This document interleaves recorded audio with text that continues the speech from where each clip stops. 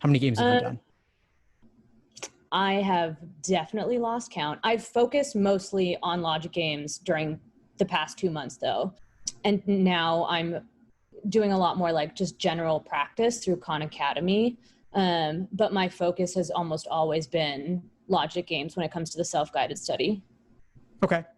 Okay, good. So you've used resources, and that's mostly more the theory. I mean, they have drills, they have examples. What about working out of the actual LSAT exams and just doing sections once you've gotten that foundation? Yeah, I've done a few sections as well, just like timed individual logic game sections. And I guess part of the problem is that I find myself performing better when I'm practicing versus when I'm taking the actual test. So part of me thinks that it's just like nerves. And that I'm like very conscious of time, so I'm moving too quickly when I'm taking it under timed conditions.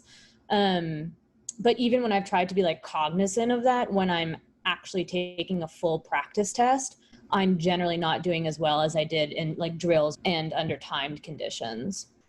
Okay, so there's accuracy, there's pacing, and there's endurance. That's one of the frameworks underlying my LSAT study plans, both inside the course and outside the course. And so it sounds like accuracy is good when it's individual sections or individual games, and it's outside of the context of a full timed exam.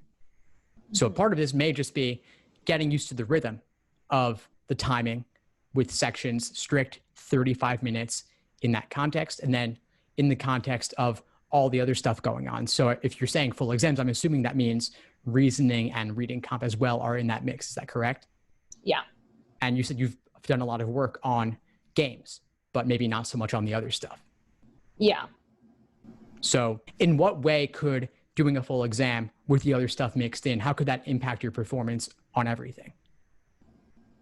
Yeah, I see what you're saying. I think like the mental endurance is a big factor for sure. Just sitting down, especially with the time tests that I take through Khan Academy, those are a full 3 hours. It's not in the flex format. And so there's just a lot more like exhaustion. And so that could definitely affect my performance in the logic games. I'm not going into them as sharply.